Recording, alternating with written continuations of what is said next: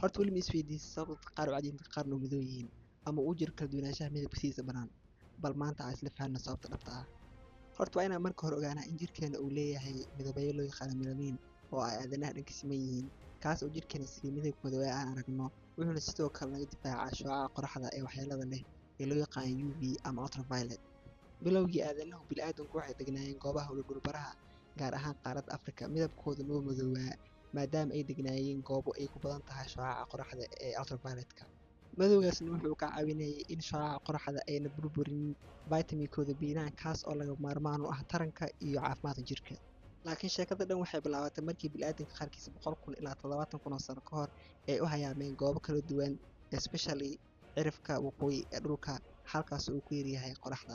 UV iyo dhibaatadiisa way ka yimaadeen, maxaa ka maqnaan karo? Dhibaatada meesha ay ka bilaabato waa halkan.